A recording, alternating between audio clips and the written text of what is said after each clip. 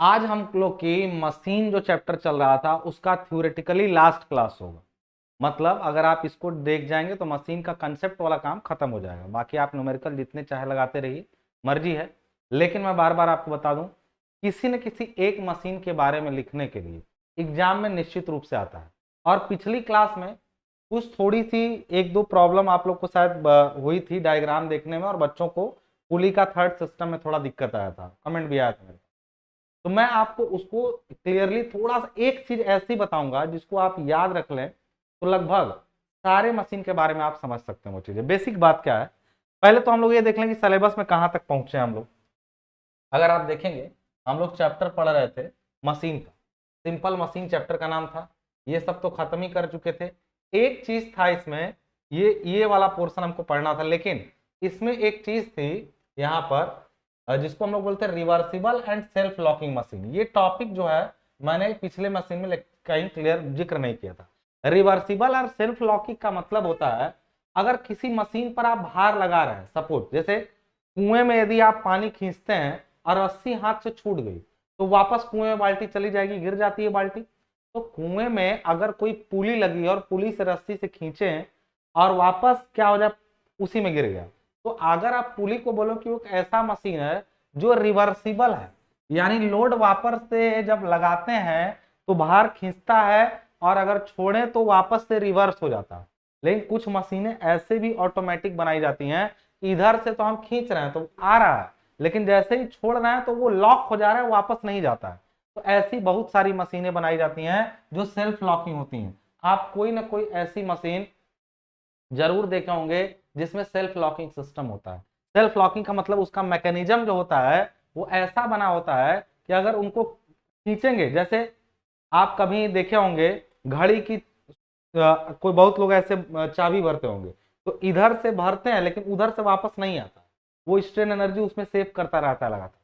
तो इसी तरीके से बहुत सारी मशीनें हैं जिनमें आप एक तरफ से बल लगाएं तो एक तरफ खींचता है, लेकिन हटाने पर वापस अपनी जगह पे नहीं जाता है, लॉक हो जाता है वहीं पे। उनको सेल्फ लॉकिंग कहते हैं। और रिवर्सिबल वो होती हैं जो वापस उसी जगह पर चली जाती हैं। यहां से अगर इन दोनों को समझ गए हैं तो आप जान लीजिए कि ये पोर्शन हम लोग का पूरा खत्म। कल पिछली क्लास में जो लोगों ने system of pulley, first second and third system of पुली समझा था, लेकिन मैं आपको थोड़ा सा इसको और समझा दूंगा। अभी कह रहा determination of velocity ratio, mechanical advantage and efficiency, यानी किसका, पुली का ही वेलोसिटी रेशियो, मैकेनिकल एडवांटेज और एफिशिएंसी निकालने के लिए इसमें बोला गया। तो इसका हम लोगों ने फॉर्मूला जो निकाला था निकाल लिया था, वेलोसिटी रेशियो का भी, मैकेनिकल उसका एडवांटेज का भी, और एफिशिएंसी आइडियल के केस में 100% या 1 होती ही है तो उसको निकालना नहीं था। यदि अलग आती है इफिशियंसी तो कर सकते हैं, बट जरूरत नहीं है। इसमें ऐसा भी हो सकता है कि इफिशियंसी 100% ना हो तो फिर मैकेनिकल एडवांटेज और उसमें एक संबंध अपने आप आ जाएगा। जैसे हम लोग जानते हैं कि मैकेनिकल एडवांटेज जो होता है या एफिशिएंसी जो होती है, एफिशिएंसी जो होती है वो होती है mechanical advantage upon velocity ratio. तो भाई मैकेनिकल वेलोसिटी रेशियो हम निकाल ही रहे हैं हर मशीन का। अब मैकेनिकल एडवांटेज जानना हो तो एफिशिएंसी से ले जा गुणा कर दीजिए, या ये निकालना हो तो इन दोनों का आपस में रेशियो ले लीजिए। यही काम करना पड़ेगा। ये संबंध आपको पहले ही नॉर्मल किसी भी मशीन के लिए पढ़ाया जा चुका है। आज हम लोग को जो बेसिक बात करनी है वो सब खत्म करना है। जैसे तो आप सिस्टम ऑफ पुली तो पूरा देख ही चुके हैं, लेकिन एक बार रिकॉल करा दूंगा मैं। Working principle and application of wheel and axle को पढ़ना है, और उसके बाद वेस्टर्न डिफरेंशियल पुली को पढ़ना है, सिंपल स्क्रू जॉक को, वर्म एंड वर्म व्हील को, single and double winch crab expression for their velocity, और इसके बाद स्क्रू जैक इसमें नहीं बोला है लेकिन हम लोग को स्क्रू जैक भी पढ़ना है। जो इंपॉर्टेंट मशीनें दी गई हैं उन सारी मशीनों को हम लोग को आज कवर कर लेना है। और क्या कवर करना, उन मशीनों में क्या समझना है, expression for their velocity ratio, velocity ratio का उनके हम लोग को बेसिकली जो एक्सप्रेशन मतलब उसका सूत्र बताना है वेलोसिटी रेशियो का, किस मशीन के लिए कितना होगा, जितनी मशीनें लिखी। वन बाय वन यदि हम लोग सिस्टम पे बात करें तो लगभग सभी मशीनों का हमको वही करना था। अगर मैं आपसे बात करूं कि ये फर्स्ट क्लास पुली का सिस्टम है, ये जो है आपका देखिए फर्स्ट सिस्टम ऑफ पुली, यानी ये ऐसा था, इसमें बहुत सिंपल था। फर्स्ट सिस्टम ऑफ पुली में अरेंजमेंट आप देख रहे हैं कैसा है, तो देखो लिखने का जो कि इसमें क्या लिखा जाएगा वो पूरा ऊपर लिखा हो कि फर्स्ट सिस्टम ऑफ पुली में चित्र में एक निकाय दिखाया गया जिसमें एक फिक्स्ड पुली होती है और मूवेबल पुली, सब बताया गया। लेकिन अगर मैं सीधे मुद्दे पर बात करूं, ये सब तो तुम नोट से लिख लोगे या स्क्रीन नहीं रोक करके लिख लेना, अगर तुमको लिखना हो तो स्क्रीन से लिखना, बाकी नोट्स तो एप्लीकेशन पे दी गई है आप लोगों को। अब ये देखो पुली जो बनी हुई है, कभी भी किसी का भी वेलोसिटी रेशियो मशीन का निकालना हो तो हमेशा भार को पहले देखना कि अगर भार मूव करेगा तो क्या असर पड़ रहा है प्रयास पे। तो सबसे पहला कोई भी मशीन उठाना, उसमें भार को मूव करा के देखना।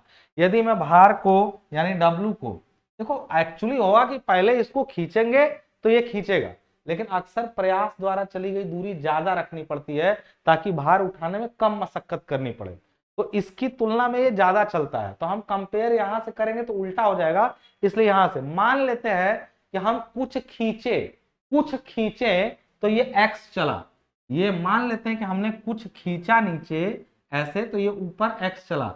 एक बेसिक बात याद रखना, कभी भी कोई पुली यदि ऊपर उठती है एक्स तो दोनों तरफ से रस्सी लूज होती है 2x। ये बेसिक बात है, किसी भी इंस्ट्रूमेंट के लिए कोई भी मशीन आएगी यदि पुली ऊपर एक्स उठती है तो ये जान लेना कि जो पुली ऊपर उठेगी तो एक्स एक्स दो बराबर रस्सी फ्री होगी। रस्सी फ्री हुई दो तरफ से, रस्सी जब फ्री हुई 2x के बराबर, तो जब देखो जब हम इसको खींचे, तुम सोचो ये पॉइंट उठ करके यहां चला गया, तो अब ये दो तरफ की रस्सी खाली हुई, अब यहां आएगी तो ये ऊपर उठेगी और ये पूरा जो है 2x ऊपर उठेगा।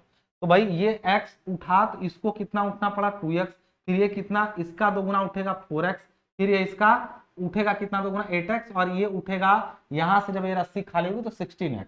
तो जो 16x रस्सी खाली हुई तो टोटल यहां पर कितनी आ गई 16x के बराबर नीचे लाना पड़ेगा भाई, लूज होगा तो पूरा 16x नीचे आया। क्यों, देखो लूज होगा जब ना ऐसे लूज होगा तो वो ऊपर जाएगा, ये लूज होगा, ये अंत में जो 16x लूज होगा ना वो यहीं नीचे आएगा। तो हम असल में जब कितना खींचते तो x उठता, तो 16x नीचे खींचते तो उधर x उठता। तो प्रयास द्वारा चली गई दूरी 16x बटा x यानी 16।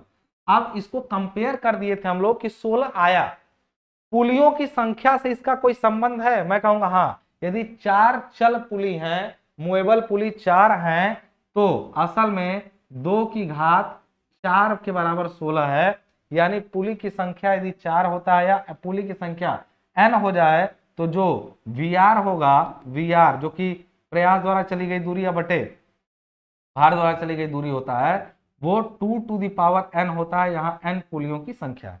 इसी तरीके से हमने इसमें बताया था सेकंड सिस्टम ऑफ पुली में।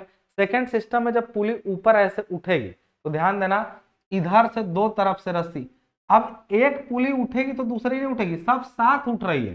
तो एक पुली जब ऐसे ऊपर उठेगी सेकंड वाले में तो इधर से फ्री होगा 2x, लेकिन ये दूसरी पुली है उसी, जब ये पूरा ब्लॉक एक ही में अटैच है तो ये पूरा ब्लॉक ही ऊपर उठेगा। तो एक ब्लॉक उठता तो इधर से x x रस्सी फ्री होती, लेकिन इधर भी तो रस्सी है, ये ब्लॉक भी उठा है और ये तीसरा वाला भी उठा है पुली, तीनों पुली उठने से इधर से x और इधर से क्या आया ये x, यानी टोटल 2 2 4 2 6 बार जैसे पुली उठने से रस्सी 2x फ्री होती है। लेकिन एक पुली से ना कितनी पुली उठी है एक साथ, 3 पुली।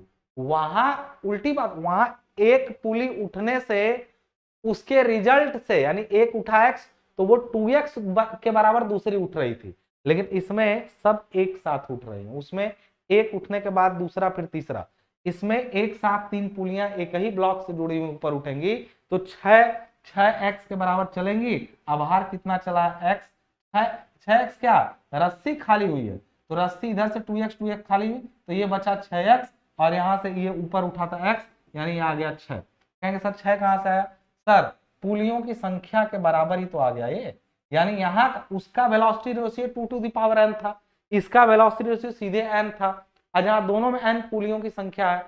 यह है कि अलग की बात कि उसमें पुलियों की संख्या यानी पुलिस का जो नंबर है वो चल अचल मिला के लिया गया, ये ध्यान रहेगा। तो यहां से 6 आ गया। इसी तरीके से थर्ड सिस्टम ऑफ पुली में जो कहानी थी उसमें देखिएगा जरा क्या हुआ है। थर्ड सिस्टम में ये हुआ है कि हमेशा फिर भार को उठाना। अब भार एक बीम है, देखो यहाँ एक बीम है, बीम से एक भार जुड़ा हुआ है। अब जब तुम इमेजिन करो, देखो खींचोगे तो कुछ खींचोगे तो ये ऊपर उठेगा, तो कहेंगे सर ऊपर उठेगा तो क्या होगा, तो मैं कहूंगा इमेजिन करो कि जब ये ऊपर उठेगा तो तुमको ऐसे सोचोगे ना तो लगेगा कि सर चारों एक साथ ऊपर उठेंगे, लेकिन ये ध्यान रखना जब ये ऊपर उठता है ना तो इसकी वजह से थोड़ा सा नीचे आता है। इसका मतलब तुम एक एक को इमेजिन करो, पहले मान लो भार उठा तो इस रस्सी में उठा, तो अगर भार यहां से डब्लू उठेगा एक्स, तो ये रस्सी मान लो एक्स ऊपर उठी तो ये नीचे इसको लाएगी, तो ये नीचे भी तो जाएगा एक्स, ये नीचे भी तो एक्स जाएगा। और जब ये नीचे एक्स गया तो यहाँ तो एक्स मिला, लेकिन इसका एक्स नीचे जाना इसको दो तरफ से क्या खाली करेगा, इसका एक्स नीचे जाना रस्सी को कितना ढीला करेगा 2x। अब इसका 2x नीचे जाना रस्सी को कितना ढीला करेगा 4x, और इसका 4x नीचे जाना इस रस्सी को कितना ढीला करेगा 8x। तो कहोगे कि अंत में जो ये रस्सी यहां से ढीली होगी वो उधर से ढीला हुआ x 2x 4x 8x, 8 4 12 2 14 1 15, 15x के बराबर रस्सी जो है वो नीचे आई, और जबकि भार कितना चला था केवल x, तो 15x बटा x यानी वेगानुपात 15 आया। तो कहेंगे सर इसका पुलियों की संख्या से क्या संबंध है, मैं कहूंगा पुलियों की संख्या 4 है तो ये 2 टू द पावर 4 - 1 के बराबर है। 4 पुलियां थी तो 2 टू पावर 4 - 1, इसलिए n पुलियां रहे तो पुलियों की संख्या 4 थी तो 2 टू पावर n -1 के बराबर होता है वेलोसिटी रेशियो, यानी थर्ड सिस्टम ऑफ पुली का velocity ratio 2 to the power n - 1 के बराबर होता है। ये ध्यान रहे कि यदि ये सब मशीनें 100% एफिशिएंट हो तो सबका वेलोसिटी रेशियो और मैकेनिकल एडवांटेज सेम होंगे, अदरवाइज इनमें बदलाव आ सकता है, बस वो उसका डिफिकल्ट होने लगेगा थोड़ा सा, तो आप उसको इग्नोर कर दीजिएगा। अगर चाहे तो आप अपनी मर्जी है पढ़ सकते हैं, कंसेप्ट यही रहेगा। तो ये पुलिस तो खत्म, लेकिन वेस्टर्न डिफरेंशियल पुली जो होता है वही वेस्टर्न डिफरेंशियल पुली है, वेस्टर्न की वैशांतरी घिरनी, ये कैसी होती है, इसमें भी कहानी कुछ वैसी ही है, यदि आप गौर करेंगे तो पाएंगे क्या इसमें भी कैसा व्यवस्था है। एक बड़ा चक्का है, एक बड़ा चक्का है और उसी के साथ जैसे एक बड़ा चक्का यहाँ लगा है तो उसी के साथ सटा हुआ एक छोटा चक्का यहाँ लगा हुआ है, और दोनों ऐसे दिख रहे हैं आपको फोटो में, ऐसे एक छोटा चक्का ऐसे आगे है बड़ा चक्का पीछे है। और रस्सी कैसे बंधी है कि देखो ये रस्सी जो है छोटे चक्के से बाहर लटका हुआ है, छोटे चक्के से एक मूवेबल पुली जुड़ी हुई है, इससे बाहर लटका हुआ है, और ये जाके फिर बड़े चक्के पे लटका के ये रस्सी इंडलेस है, इंडलेस मतलब इस रस्सी का कोई छोरा नहीं है, ठीक है ना। इसमें होता क्या है कि जब हम भार को मूव कराने का प्रयास करते हैं, मान लीजिए हमने इस रस्सी पर इस भार को हम चाह रहे हैं कि भार क्या हो ऊपर उठे, मैंने कहा कि हमेशा भार को ऊपर उठाना, भार यदि x यहां से ऊपर उठता है, बात समझ में आ रही ना, यदि भार यहाँ पर x ऊपर, देखो भार यहाँ पर उठेगा ना तो सीधे उठेगा नहीं, वो ये घिरनी घूम करके उठेगी। तो होता कुछ यूं है यहाँ पे, जब ये घिरनी घूमने की बात आती है तो होता कुछ यूं है कि देखो तुम ऐसे सोचो कि ये कैसे ऊपर उठ सकता है, ये कैसे ऊपर उठेगा, किस पर लपेटा गया है, छोटे वाले पर से आया है, इसमें लपेटा के फिर बड़े वाले पे गया है, फिर यहीं से आपको पी लगाना है, यहीं से पी लगा, जब पी लगाओगे तो ये भार कुछ ऊपर उठेगा ना, यानी भार जब ऊपर उठेगा ऐसे, भार ऐसे ऊपर उठा तो रस्सी ढीली होगी, और यही रस्सी इधर से ढीला हो करके फिर भार को नीचे भी कर देगी। अजीब है, भार सर ऊपर इधर से सर हम खींचे तो ये भार ऊपर उठा, अगर हम इसको सर एक चक्कर पुली को पूरा घुमा देते हैं तो भार कुछ ऊपर उठ जाएगा, कितना सर, इसका डाया यदि कैपिटल D1 हो, डाया D1 हो तो सर ये पाई D1 के बराबर ऊपर उठ जाएगा पूरा, कौन, भार।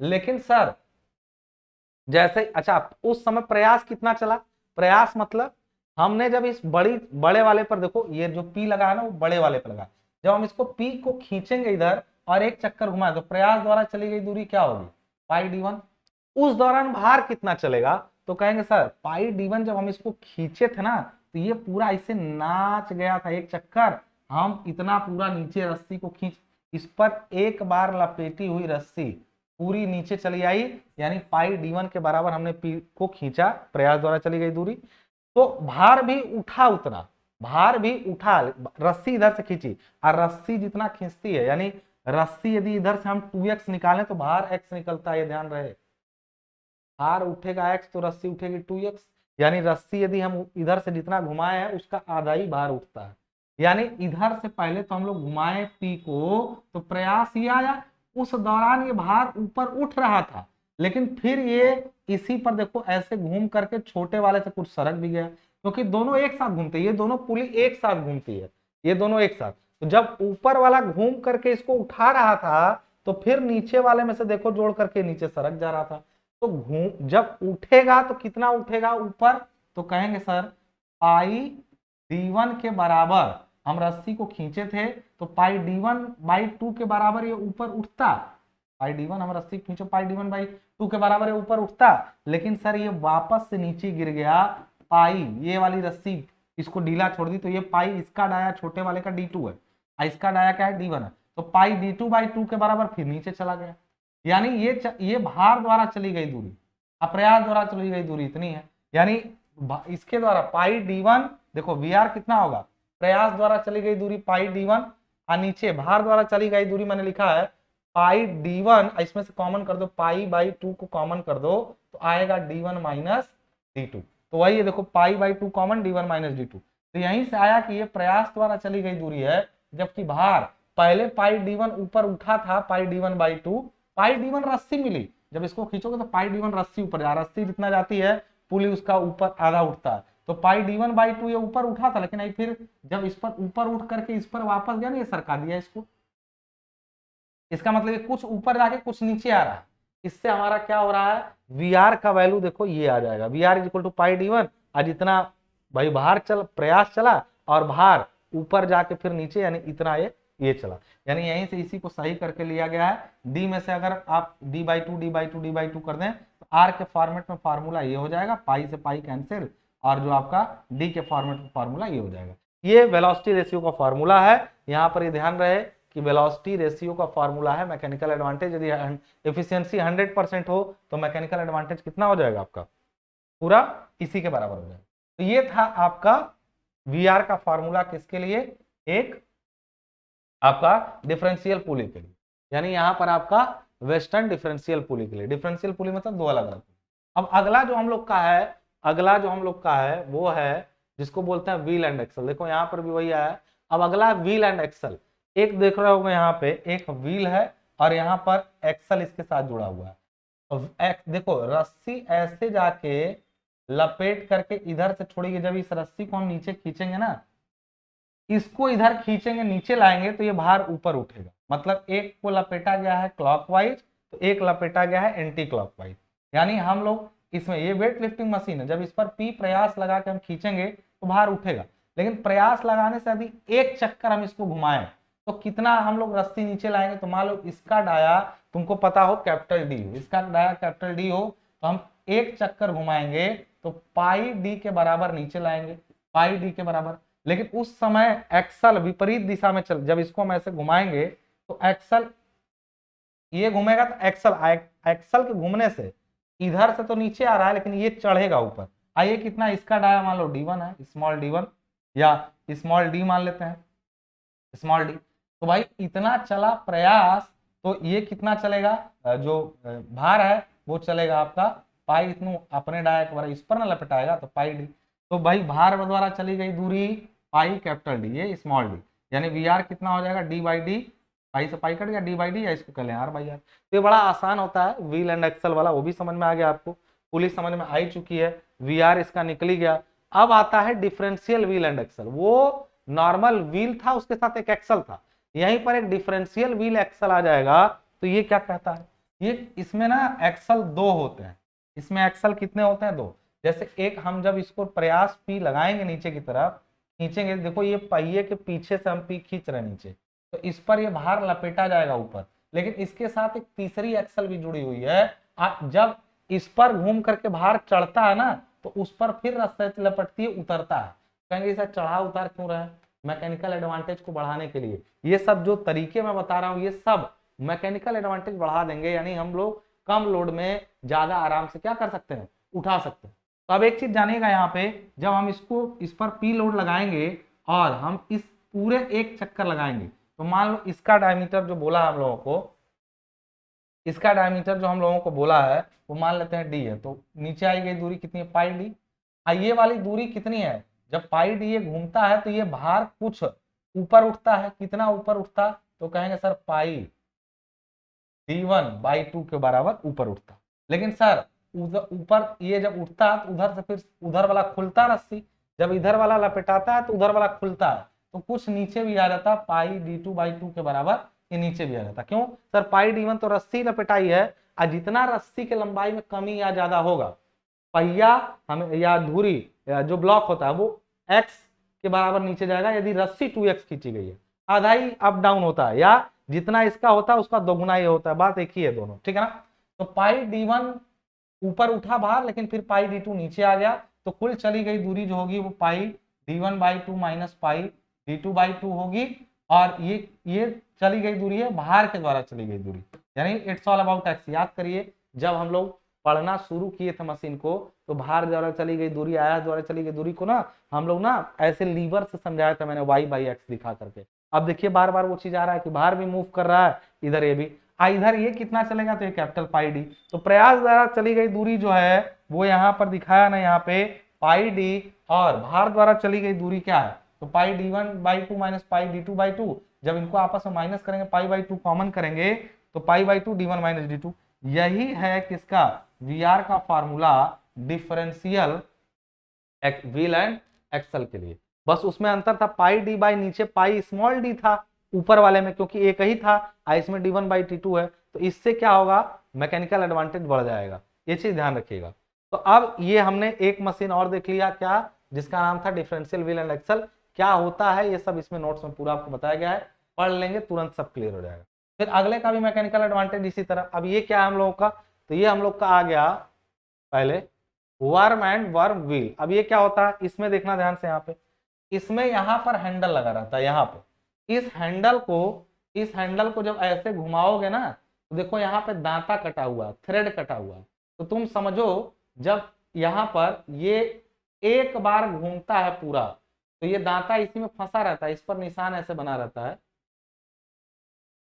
इस पर निशान ऐसे बना रहता है। तुम ही सोचो इसको जब एक चक्कर घुमाओगे तो ये एक दांता इधर से खिसकेगा, तो भार कितना उठेगा इसके एक चक्कर पे। मान लो इसका रेडियस, यानी इसका जो रेडियस है इस शाफ्ट का, इसको मान लो यहाँ पर देखिए ड्रम की त्रिज्या मतलब हाई वाला ड्रम है स्मॉल आर, और कैपिटल आर हैंडल की लंबाई है। हैंडल की लंबाई अगर कैपिटल आर है, तो जब तुम एक चक्कर प्रयास को, देखो ये पी है, प्रयास यहाँ लगता है, जब इसको घुमाओगे यहां से हैंडल की लंबाई आर है, जब ये गोलाई में घूमेगा तो ये एक चक्कर में कितनी दूरी तुम प्रयास को घुमाओ, तो कहोगे सर पाई इंटू क्या करेंगे 2 पाई इंटू क्या कर देंगे आर, इतना, क्योंकि आर इसका हम माने हैंडल की लंबाई। 2 पाई आर के बराबर जब हम प्रयास करेंगे तो ये कितना घूमेगा, तो इसके एक दांते को हम लोग यहां से घुमाएंगे और ये थोड़ा सा चलेगा। थोड़ा सा मतलब सर कितना चलेगा, मैं कहूंगा यदि दांतों की संख्या टी हो, दांतों की संख्या टी हो, तो पूरा चक्कर नहीं चला है, ये एक चक्कर का एक दांता, यानी एक चक्कर में ये कितना चला होता ड्रम, ये ड्रम एक चक्कर में चला होता 2 पाई आर।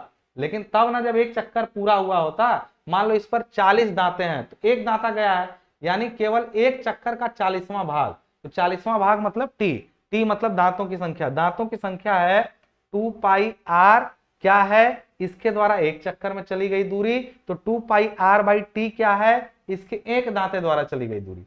जब हम यहाँ पे कैपिटल 2 पाई आर घुमा रहे हैं, तो इसका एक दांता चल रहा है और एक दांते द्वारा चली गई दूरी 2 पाई आर का टीवां हिस्सा है, तो दिस बाई दिस, यानी प्रयास द्वारा चली गई दूरी बटा भार द्वारा दोरे चली गई दूरी, यानी 2 पाई कैपिटल आर, जहां आर हैंडल की लंबाई है, बटा 2 पाई स्मॉल आर, और ये टी ऊपर चला गया, इसके साथ में नीचे था, तो यानी वैल्यू क्या होगा ये, तो 2 पाई से 2 पाई कैंसिल, तो R T upon small R, where R is the radius of this drum और capital R is the length of handle. ये इसका आ गया, आया है आर टी अपॉन आर, कैसे 2 pi capital R upon 2 pi small R, ऊपर T है, यहाँ पर देखिए पूरी चीजों को समझाया गया है। यहाँ पे देखिए 2 pi capital upon 2 pi small R by T, तो वही टी को ऊपर भेजा, तो आर टी अपॉन आर जो है इसका वेलोसिटी रेशियो आ गया। क्लियर है, तो आपने इसको भी समझ लिया, किसको, हम लोग का, आपने इसका स्क्रू एंड वर्म व्हील इसको कहते हैं, नाम दे दिया, तो आपको डायग्राम भी बनाना पड़ेगा और बताना भी पड़ेगा। अगला चीज है जो रैक एंड पिनियन है, ये कैसे काम करता है इसको भी समझ लीजिए। रैक एंड पिनियन कैसे काम करता है इसको भी समझ लीजिए। कहानी वही है, ये और आसान है हमको। क्यों? इस पे देखो ऐसे दांता लगा है, तुमको इधर से प्रयास लगाना है आर दूरी, देखो सेंटर से आर दूरी पर एक प्रयास पी ऐसे घुमाओगे, तो जब ये पूरा एक चक्कर घूमता है यानी 2 पाई आर घूमता है, तो ये भार अपने दांते के अनुसार हर एक बार इसका एक दांता उठाएगा। और मान लो ऐसे ही 2 पाई आर ये चक्कर लगाया, अब देखो यहाँ पे W उठाया गया भार है, आर लगाएगा, P लगाएगा प्रयास है, हैंडल की लंबाई है, तो जब ये एक चक्कर पूरा उठाएगा यानी 2 पाई आर दूरी चलेगा, तो ये भार कितना ऊपर उठेगा? तो भाई इसी के परिधि के बराबर ही उठेगा ना। एक दांते का मान लो यहां से एक दांते की पिच P है और दांतों की संख्या कितनी है? T है, तो कुल दूरी एक पिच P। ऐसे ही इस पर दांते जो थ्रेड कटे हुए हैं, इस पर ये थ्रेड जो कटे हुए हैं वो मान लो T है, T मतलब 40 ठो 50 ठो 60 ठो, T नंबर ऑफ थ्रेड है, उस पर कहीं लिखा नहीं गया होगा, अभी नंबर ऑफ थ्रेड है, थ्रेड मतलब दांते कितने कटे हुए हैं। तो अगर हम इसको एक चक्कर घुमा दें तो ये ऐसे घूमेगा और 40 दांतों को ऊपर ले जाएगा, एक दांता एक बार ऊपर। इसी तरह ये जब एक चक्कर घूमेगा, इस पर 40 दांते बने हो, तो ये इसमें से 40 दांतों को ऊपर उठा देगा। कितना ऊपर उठेगा टोटल? तो 40 मतलब मान लो दांतों की संख्या T है, एक दांते के बीच की दूरी पिच यानी P है, तो कुल दूरी यही चला। प्रयास द्वारा चली गई दूरी कितनी है? 2 पाई आर, 2 पाई आर, और नीचे ये भार कितना ऊपर उठा? तो T into P, P pitch है, T दांतों की संख्या है, 2 पाई आर क्या है? आर हैंडल का रेडियस है। देख लेते हैं कैसे। तो यहाँ पर 2 पाई आर T इंटू P आया, देख लीजिए मैकेनिकल एडवांटेज और वी आर दोनों बराबर होते हैं, आप यहाँ पर देख लीजिए ऐसे क्लियरली। देखिए यहाँ पे पूरा समझाया गया। T पिनियन पर दांतों की संख्या, पिनियन मतलब ये जो था ना आपका, ये पिनियन होता है, और ये क्या होता है आपका? रैक, जिस पर भार लगा रहता है, वो देखो लिखा है यहाँ रैक, और ये जो लगा है यहाँ पे इसको लिखा पिनियन। तो पिनियन पर दांतों की संख्या T है और रैक में पिच की संख्या P है, तो T इंटू P भार द्वारा चली गई दूरी होगी 2 पाई आर प्रयास द्वारा चली गई दूरी। तो प्रयास द्वारा चली गई दूरी बटा भार द्वारा चली गई दूरी 2 पाई आर अपॉन टीपी, यानी यही मैकेनिकल एडवांटेज होगा, यही वीआर होगा, यही से आप लोग निकालेंगे। डायग्राम मस्ट है, बनाना जरूरी है। अगला मशीन हम लोग का है स्क्रू जैक। स्क्रू जैक क्या होता है आप ध्यान से देख लीजिएगा। स्क्रू जैक, अब स्क्रू जैक आप अक्सर देखे होंगे पहिया वगैरह बदलने के लिए कार वगैरह में ये यूज किया जाता है। कैसे? इस पर देखिए यहाँ पे हैंडल लगा रहता है, हैंडल आई हैंडल का आर है, तो यानी आर दूरी से अगर हम लोग घुमाते हैं, तो हम लोग परिधि पर न घुमाते हैं तो परिधि लेते हैं, तो इसको आर दूरी यदि आप घुमाते हैं तो ये एक एक दांता ऊपर चलता है, एक बार में एक दांता। अब एक बात बताइएगा, जब आप इसको ऐसे घुमाते हैं पूरा इसको ऐसे, तो एक एक दांते ये ऊपर सरकता रहता है, इसी पर लगा रहता है भार। भार जैसे कार वगैरह के नीचे इसको रख करके जब इसको हैंडल को ऐसे घुमाया जाता है दोनों तरफ, तो ये पूरा सिस्टम ऊपर उठता है। तो इसमें होता क्या है, जब हम इसमें लगा के इसको घुमाएंगे ना, तो हम घुमाएंगे, अगर आर इसका ये हो, इसका ये आर हो, और हम आर दूरी पर परिधि पर घुमाएं, तो हम 2 पाई आर इसको घुमाएंगे, यानी प्रयास द्वारा एक चक्कर में चली गई दूरी 2 पाई आर है। तो एक चक्कर में भार कितना ऊपर उठेगा? एक दांते के बराबर। एक दांता कितना है इसका? मान लेते हैं इसका दिखाया नहीं गया, तो पिच यदि P हो, एक दांता यदि पिच P होगा तो 2 पाई आर। तो यहाँ पर सिंपल स्क्रू जैक का आप देखिए, स्क्रू जैक बना के दो बोला है, एक सिंपल है एक डिफरेंशियल है।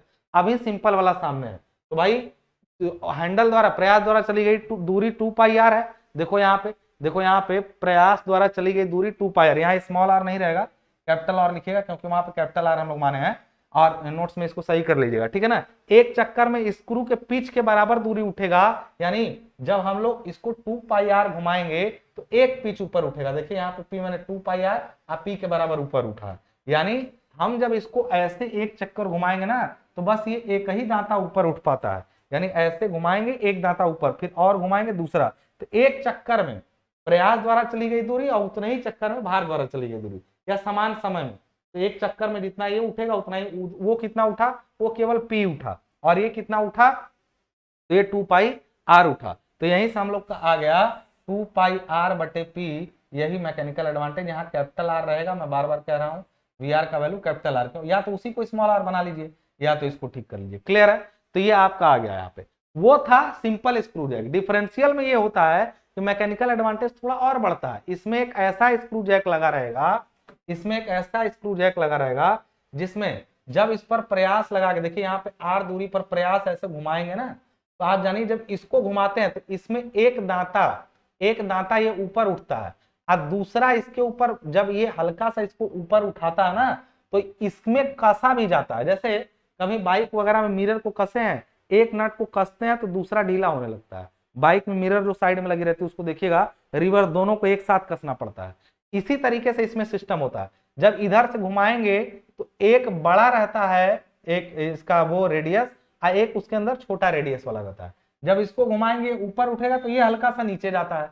तो भार में ओवरऑल जो उठान होता है, इसका पिच बड़ा और उसका पिच अलग, तो कहते हैं एक का पिच पीए हो दूसरा का पीबी हो तो 2 पाई आर, फिर यहाँ स्मॉल आर इसको कैपिटल कर लीजिएगा, हम लोग कैपिटल आर माने तो 2 pi capital R upon PA minus PB हो जाएगा, where PA is equal to, इस बड़े वाले में पिच का वैल्यू है पीए और छोटे वाले में पीबी। तो जब ये पीए ऊपर उठेगा तो कस जाएगा उसमें, देखो भार ना यहीं पर ना कसोगे तो इसी पर कसाता है, तो आप सोचोगे कि हम इसको ऊपर उठा रहे हैं लेकिन वो हल्का सा कस के नीचे चला आएगा, हालांकि पूरा लंबाई नहीं कवर करेगा। तो ये ज्यादा कसता है, उधर से कम दबता है, फिर ये और ज्यादा, फिर कम, तो ओवरऑल तो ऊपर ही उठ रहा है ना, क्योंकि ये ज्यादा उठता है वो कम दबता है।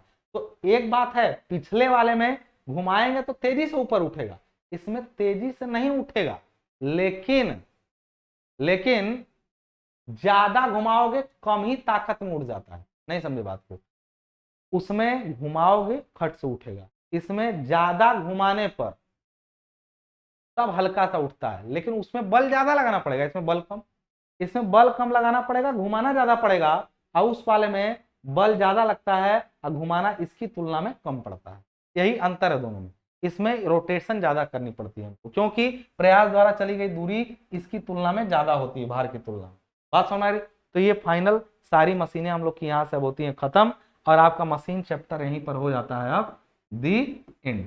लेकिन मैं बार बार बोल रहा हूँ, न्यूमेरिकल होंगे उसकी कोई लिमिट नहीं है, वैसे जल्दी सिंपल न्यूमेरिकल जो लगते हैं वो मैंने लगवा भी दिए हैं, लेकिन और न्यूमेरिकल में मशीन के 1-2 लेक्चर में और लगवा दूंगा, आप तैयार रखिएगा। और यहीं से हम लोग का सिलेबस मशीन का होता है खत्म, जैसा मैंने आपसे वादा किया था महीने के पहले पहले मुझे खत्म करना था, मैंने पूरा खत्म कर लिया है। अब अगली क्लास न्यूमेरिकल की होगी, आप अपने से भी न्यूमेरिकल लगा सकते हैं या वीडियो देखिएगा तो थोड़ी मदद मिल जाएगी आपको, ठीक है। अब अगर आपका सब कुछ लग रहा है कि सही से हमने पूरा करा दिया है, अब जिम्मेदारी आपकी है कि आप वीडियो को कहाँ तक पहुंचे। एग्जाम में प्रॉपर टाइम है, आप रिवीजन करिए, तब तक के लिए मुझे दीजिए इजाजत।